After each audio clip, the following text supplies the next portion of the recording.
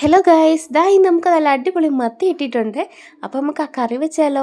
അങ്ങനെ മുളകും ഉള്ളിയും സവാള പച്ചമുളക് കറിവേപ്പില എല്ലാം ഇട്ട് നമ്മൾ നന്നിട്ട് വഴറ്റിയെടുക്കുക. ശേഷം സ്റ്റൗ ഓഫ് ചെയ്തിട്ട് മഞ്ഞൾപ്പൊടി മുളക് പൊടി മല്ലിപ്പൊടി ഉലുവാപ്പൊടി ഇതെല്ലാം കൂടി ഇട്ട് നമ്മളിതാ സ്റ്റൗ ഓണാക്കിയിട്ട് നന്നായിട്ടൊന്ന് റോസ്റ്റ് ചെയ്തെടുക്കുന്നുണ്ട്. അതിലേക്ക് ലേശം ഇഞ്ചി വെളുത്തുള്ളി പേസ്റ്റ് കൂടെ ആഡ് ചെയ്ത് കൊടുക്കുക. ശേഷം നന്നായിട്ട് വഴറ്റിയെടുക്കണം. അതിൻ്റെ കൂടെ നമുക്കത് നമ്മുടെ മെയിനായിട്ട് പുളി ചേർക്കണം കേട്ടോ. പുളി ചേർത്ത വെള്ളം കൂടെ ആഡ് ചെയ്ത് നന്നായിട്ട് മിക്സ് ചെയ്ത് എടുക്കണം. പിന്നെ ശേഷം ആവശ്യത്തിന് വെള്ളം കൂടെ ഒഴിച്ച് അല്പം ഉപ്പും കൂടി ഇട്ട് നമുക്കിത് വെള്ളം അടിപൊളിയായിട്ട് തിളക്കട്ടെ കേട്ടോ. അങ്ങനത്തെ ആ വെള്ളമൊക്കെ തിളച്ചെത്തിയിട്ടുണ്ട്. ആ സമയത്ത് നമ്മൾ നമ്മുടെ അടിപൊളി മത്തി ഉണ്ടല്ലോ, അത് കഴുകിയത് നമ്മൾ ഇട്ട് കൊടുക്കണം.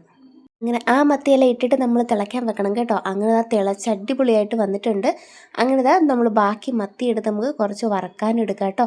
ഞാനാണെങ്കിൽ ഇതിനെല്ലാം എരിവ് കുറച്ചിട്ടിട്ടുണ്ട്, കുഞ്ഞുങ്ങൾക്ക് കൊടുക്കേണ്ടതുകൊണ്ട്.